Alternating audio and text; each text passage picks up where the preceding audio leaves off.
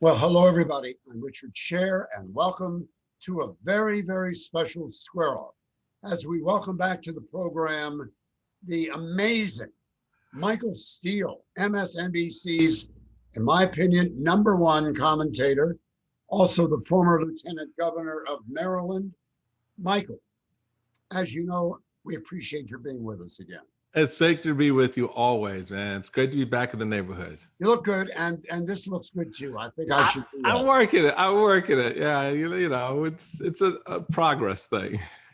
Give me a kiss on the cheek. Mwah! Tickled, man. Well, as we know, Michael, these are very, very scary times for Americans. We have the pandemic now with these new mutations, the attack on the Capitol, the national terror alerts issued by the Department of Homeland Security, the warning of additional extremist attacks, all because Donald Trump lost. Nancy Pelosi says the enemies are within the House and in the government. What are your thoughts about any of this? Well, you know, again, it's great to be back with you and the Square Off family. There's a lot to unpack there. There's a lot that you touch on. You know, the reality of it is that I think all Americans were shaken to their core by the events of January 6th.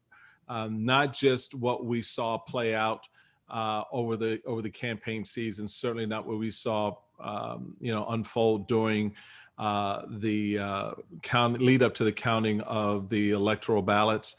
But then to have that sort of culminate with our neighbors, people we know maybe, storming the Capitol and desecrating that space, regardless of whatever grievance you have with the government, the grievance you may have with some politician or with some political party. That is not how we resolve those grievances, and it was disheartening and very, very disconcerting to me to have it instigated and perpetuated by members of my own party, starting with the President of the United States. And that's just not me saying that; that's my fellow Republicans also saying that, and so it's just. It's just a lot to take in, and I think it's a lot for us to really reframe in our heads how we look at ourselves and how we look at our country, Richard, because it does matter. The next event, the next opportunity, we either lean into it or we push back against it. And I'd like to see us push back against it. I think the initial reaction by a lot of Americans is the right one, and that is, oh my God, no, this is not who we are. But we need to be serious about that and share that, have that view shared by all Americans, not just a handful. Let me bring in your thoughts on whether or not Joe Biden, President Biden, can help make what you're suggesting happen. His theme was unity, to unify the government. But there is so much discord that other group, it's not just a fringe group. It's like part of the country. It's a fringe part of the country. Yeah. What are your thoughts about the president and what effect he might have on this? Well, look, we put a lot on the backs of our presidents. We always have. And that was no less true for Donald Trump than it is for Joe Biden. For Donald Trump, it was, okay, help us deal with COVID-19. Help us deal with the flattening of our economy. Help us deal with the civil unrest on our streets. And we saw how the president responded to all of that. And on election day, folks said that's not the response we want. Joe Biden coming in has tried to strike a theme of unity. Why? Because of the very nature of the things I just mentioned. The lack of obvious and continued preparation for dealing with COVID-19, the inability to have Wall Street success and turnaround translate on Main Street. Whether that's in Hartford County or here in Prince George's County, to have, our country sort of confront the realities of race and racism and how we genuinely feel at that. You and I have had some very deep conversations just on this subject of race. And it's important that we all think about that seriously. And so we put that on our president to sort of help us navigate through those things, to help us put up some guardrails, help us see some, warning flags, and but also some on-ramps so you can have that discussion and deal with those problems. So he's got a lot, but what it will also require is that members of the Republican Party, members of the Democratic Party recognize the moment we're in and decide to step into their leadership. That's why we elected them in the first place. Look, I didn't elect you to go to Washington to throw bombs at each other and to call each other's name and to carry guns on the House floor and to be badass with, Capitol Hill police who won't let you come onto the Capitol building with a firearm. That's not what we sent you to Washington to do. We sent you to Washington to go and do the job of protecting this democracy and providing for the needs of the least of us, right? Those who are at the margins, who are struggling, and to help grow and sustain a middle class so that future generations can also access that thing called the American dream. And if you can't do that, then as my mama would say, sit your behind down and let someone else who's committed to doing that, who's not worried about their reelection prospects, who's not worried about, does the president or the governor or the senator or the whoever, poobah they come up with, are they watching me? Do they like what I'm doing? Am I performing to their expectations? So there's a lot there that I think we all have to take responsibility for when we look at the kind of men and women that we put in these roles and the expectations, whether it's the president or whether it's, a city council member, a state legislator, whether or not they're doing the job. And I think Biden is going to have to try to continue to navigate that, but we're going to have to meet him halfway in helping us meet that goal of unity. The American people in polls last year, very low percentage, have confidence in their Congress people. I mean, it really seems to be a dysfunctional body, the House and the Senate, that they're out for themselves and not for us, the American people.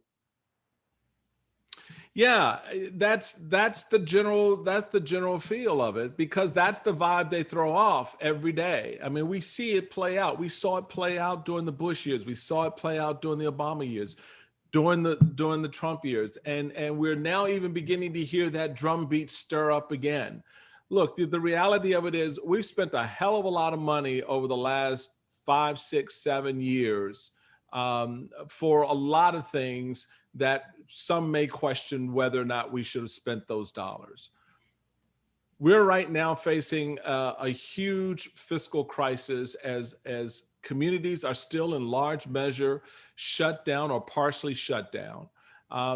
Jobs, just this week, 800,000 more new job unemployment claims have been processed. And so what are you there to do if not address those issues, if not to provide the resources? You could find $3 trillion for tax cuts, right, for the wealthiest people in this country. And that's, I don't mind the tax cuts, but I'm like, damn, could you at least share a little bit of that with the middle class? All right. Okay. That's a policy debate we can have. But this is a crisis. This is not a question of now we want to sit back and count all the beans and become these fiscally restrictive individuals. Families are hurting and communities are hurting.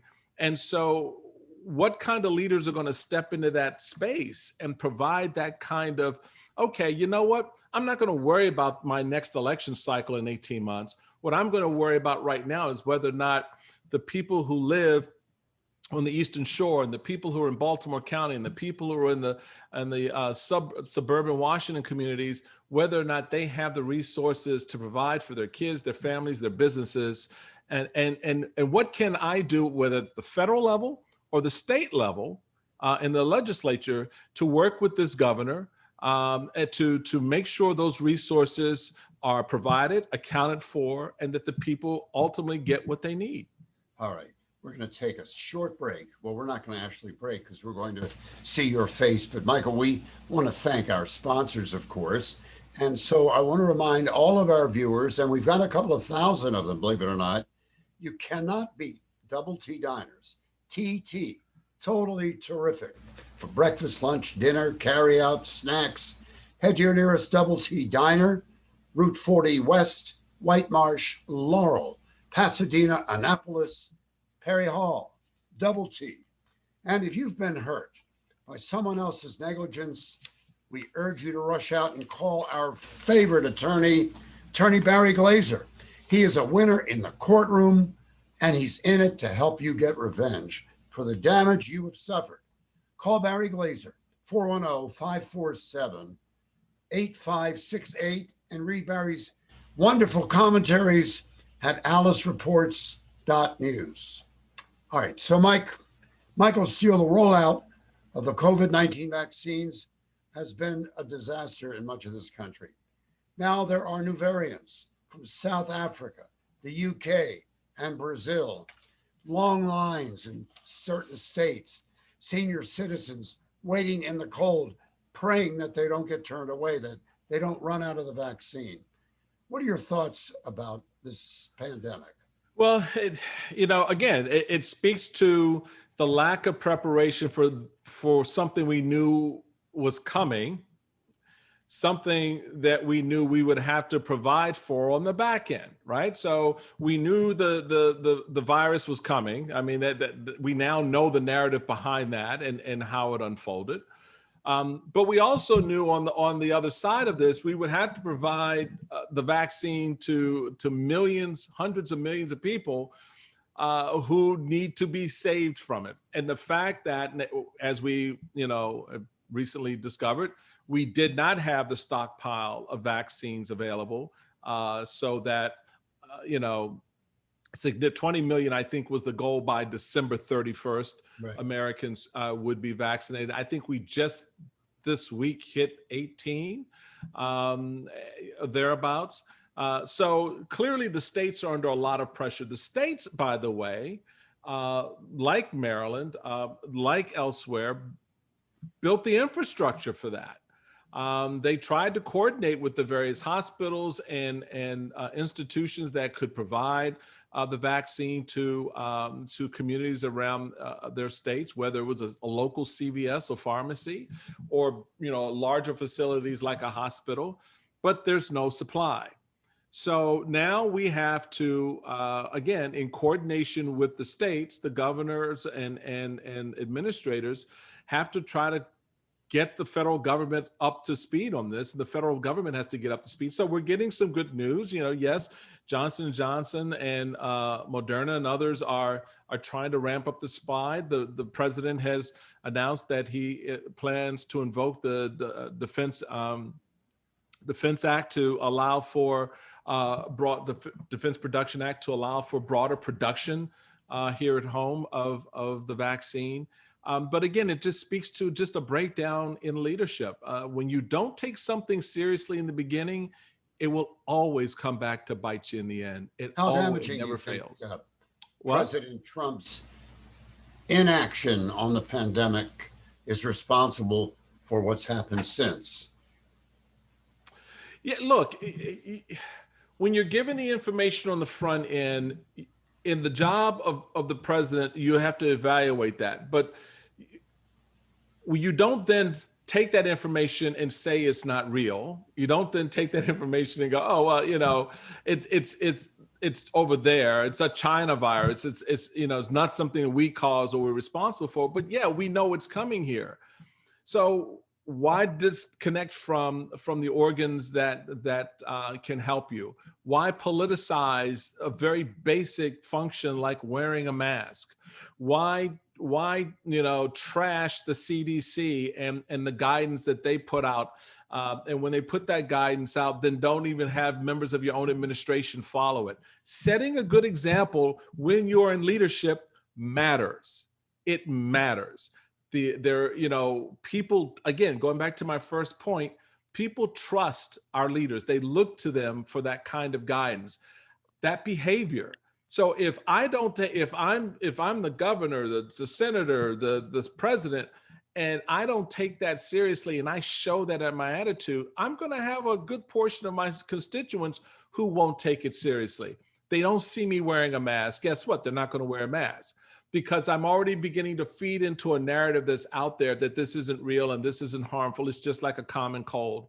Well, 400,000 Americans are dead. Wear the mask. Well, I agree with you on that point for sure. And there are still the elements, the other elements, the ones who raided the Capitol and the Trump backers who believe that the election was stolen from him, who feel they will not wear masks. So it makes you wonder if they're ever going to get a hold of this pandemic. But there's a lot of sickness and discord in the Congress, Michael. And the rollout of the vaccines, as we know, was tough.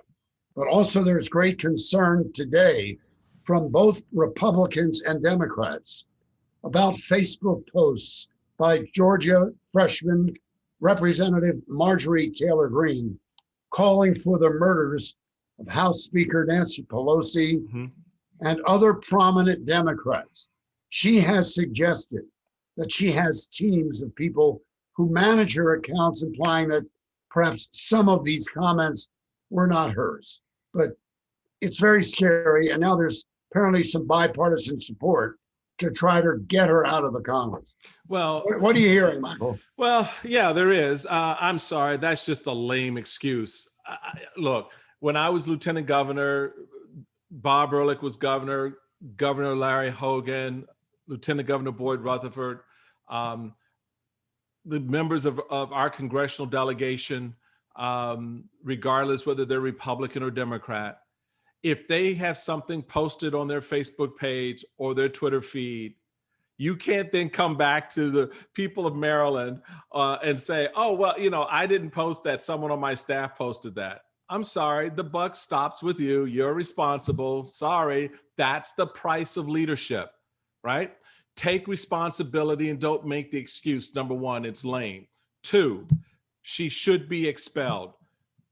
Let's even before you get to that, she should never have been elected. How did that happen, her record Michael? was on the street long before she was on the ballot. And it's because people turned a blind eye to her insidious, conspiracy-based nonsense. And because they didn't want to upset anybody, they didn't want to upset the base. So we just elect crazy, right? And now everybody's running around, oh, what do we do? What do we do? I guess we got to do something about this. You didn't see this coming? She told you where she was coming from, right? Look, we sit up here and scrutinize people if they got a parking ticket. This woman was right out running ads talking about killing members of Congress. And you're like, oh, okay, that's okay. So look, everybody, take the chill pill and recognize your role in all of this and stop pretending now to be outraged and upset by it and recognize your complicity in it. The leadership of the Republican Party in the House are much more prepared to throw aside Representative Liz Cheney for standing on principle and doing her constitutional duty as a member of Congress than they are to, deal effectively with, this Congresswoman from Georgia, who's been obviously a part of inciting the kind of insurrection that we saw happen on the 6th. Well, House Minority Leader Kevin McCarthy condemned Greene in the past for her videos endorsing racist, Islamophobic, and anti-Semitic views. And because she did all those things, and because of her very difficult background, she gets appointed to the House Education Committee. Right. Now, that is, I don't understand how that can happen. That's my point. That's my point. Don't sit there and tell me, oh, this is bad. Oh, well, what are we going to do? And then you give her a plum appointment. I mean, a significant appointment. We have videos of this woman harassing a teenage kid who was the victim of gun violence in his high school. Now, And the say Parkland whatever shooting. you want. Pardon me? In Parkland, the Parkland Yeah, shooting. the Parkland shooting. Yeah. Mr. Ho, the fact that you may disagree with his views on gun violence, right, and gun control, although you kind of have to understand it if, you're hunkered under your desk and there's some lunatic out in the hall firing bullets at you. Okay. But then to be on videotape harassing a teenager and calling him a coward. No, I'm sorry, Congresswoman, you're the coward, not the young man who withstood the bullets flying through his classroom and watching his classmates die. So again, you don't then reward that by saying, here, why don't you go sit on the education committee and represent us on education policy? It just is a tone deafness right now that has led to blindness, that has made it virtually impossible for this party to move. And that's why those of us like myself out here have just staked the ground. Damn it, we got to help move this forward. We believe in a viable two-party system. We believe that the ideas that we used to talk about and we used to espouse are still valuable, have importance, and can help people. But instead, we are doing conspiracy theories today. So here we are. And Michael, you know that 45 Republican senators have voted now against moving forward with the Trump impeachment trial scheduled to begin on February the 8th. The Senate would need 17 Republicans and all of the Democrats to convict. So it looks like that's not going to happen. Right. McConnell first laid a lot of the blame on the Capitol siege on President Trump. He did. Now, these guys don't want to go through the rigors of a trial in the Senate. No, he doesn't. And that's where we are. So here's the question. How do you hold folks accountable for their actions? I mean, you have the videotape. You have not just the videotape from that day, but you have videotape and other evidence from well before then. So if you come out and you say, as the then majority leader did, that the president of the United States rhetoric was responsible for inciting these citizens to act. You have citizens on tape saying, I'm here because Donald Trump told me to come here and to do this. If you have all of that, what's your problem? I don't understand what evidence, what more evidence are you looking for? This sort of canard that, oh, well, you can't impeach the man, you can't convict him because he's no longer in office. Well, that's malarkey. We have, our Senate has convicted those who have been impeached before once they've left office, number one. But number two, he was impeached while in office, right? So it's like any other trial. Just because your particular circumstance has changed doesn't mitigate the reason why you're in the system the way you are. Just because you have, did one thing while you were living in this neighborhood and you moved to another state or you moved somewhere else and they get arrested and you get arrested or you get charged for what you did in that neighborhood, just because you're living over here now doesn't mean that the charge is over here. I mean, it's just that kind of crazy that they want us to sort of jump through these hoops and sort of pretend that what we're seeing isn't real, or what they're saying about it is absolutely gospel. And, it's unconstitutional. Well, no, it's not. And so, again, we don't get to turn that corner, Richard, as a party until we're honest with the American people. And that honesty has to start with one simple statement. After 60 cases in the federal courts, after a decision by the United States Supreme Court, and after investigations by the then sitting United States Attorney General, that this election was not stolen, there was no fraud.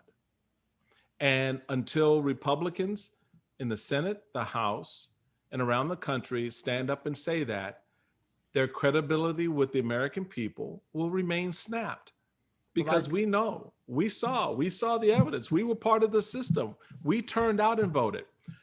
Last point, how do you now go back and have conversations in Black and brown communities around the country when you spent the better part of the end of this past year, and certainly during the electoral process prescribed by the Constitution, to disenfranchise millions of Black and brown voters who happen to live in urban centers like Atlanta, Philadelphia, Milwaukee, right? Right. Detroit. So what do you say to them? Don't tell me we want your vote, but only if, right? So look, there's a lot here that is not lost on the American people. They're much more engaged in our state here in Maryland as they are around the country. And the party has to pay attention to that. Since January 6th, 30,000 people have said, I don't want to be a Republican anymore. They've left the party. 30,000. That's roughly 10,000 a week. Can you sustain that? Michael, one way to deal with former President Trump would be this joint resolution that's being introduced to the Senate by Democratic Senator Tim Kaine from Virginia and Republican Senator Susan Collins. The joint proposal to censure him and include in that censure a provision that President Trump or Donald Trump could never run for federal government office again. What's that chance? What are those chances? I mean, those chances may be a little bit more palatable to a number closer to 17 in the Senate, for example. And that's fine. Look, whether it's conviction or censure, at this point, it's about accountability. At the end of the day, I think that's what, look, the folks that I've talked to and who've bent my ear on this subject, that's what they keep coming back to.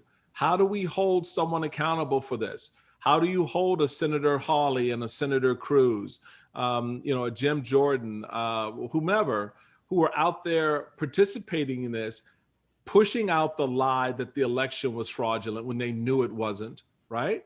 How do you hold them accountable? So that's where we are now as we're looking at all of this, is what's going to satisfy that accountability requirement. All right. So we're going to talk to you in just a moment about what future plans you might have for Michael Steele. But I do want to remind you, Michael, that for your heating, cooling, plumbing, and home improvement services, you should call Scardina Home Services. They're the very best, offering emergency service 24/7. Call 410-761-6900, ScardinaHomeservices.com. And for the award-winning, most delicious, shell-free crab cakes, we always go to Pappas restaurants and sports bars. These fab cakes are Oprah's favorites. Eat in or curbside carry out. You will love Pappas, guaranteed. Michael Steele, you were a very effective and very popular Lieutenant Governor of the state of Maryland. You're very popular on MSNBC. How about the thought of running for governor of Maryland on the Republican ticket? You know that Peter Franchot, the controller, he plans to run.